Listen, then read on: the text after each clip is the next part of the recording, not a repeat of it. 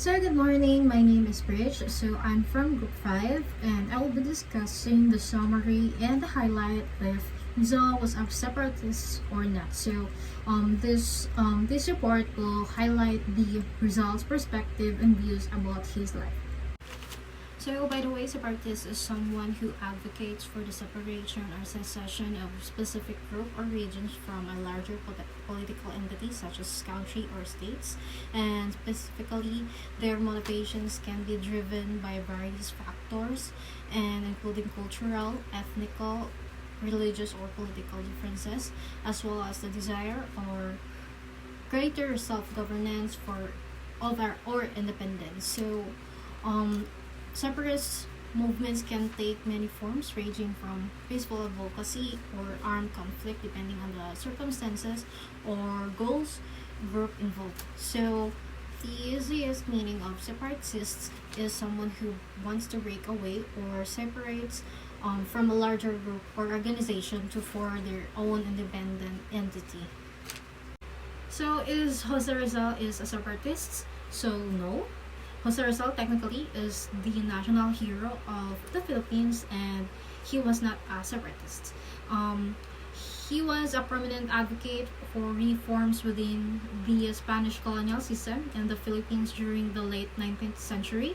And Rizal's writings and actions were focused on seeking social and political educational reforms to improve the lives of the Filipinos under the Spanish rule, rather than advocating the outright independence or separatism.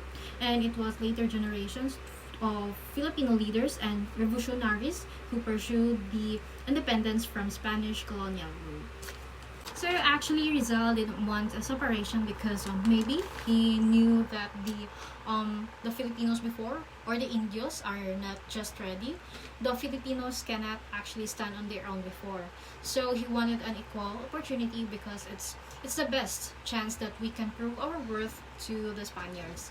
And even though Rizal did not actually support the revolution, we can say that he also contributed in this revolution by his works and writings, and actually they were the cornerstone of the revolution because he was indeed the inspiration for those Katipuneros during those times.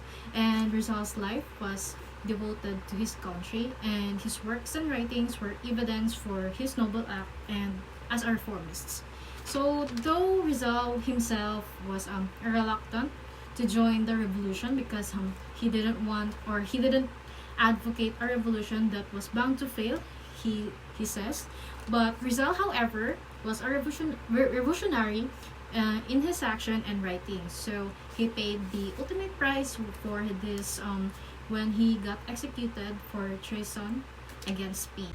So this is the end of my report about is Rizal is a reformist or a separatist. So I can conclude actually that Rizal is a reformist, though it has like somehow a separatist because of the way he fought the battle against the Spanish before.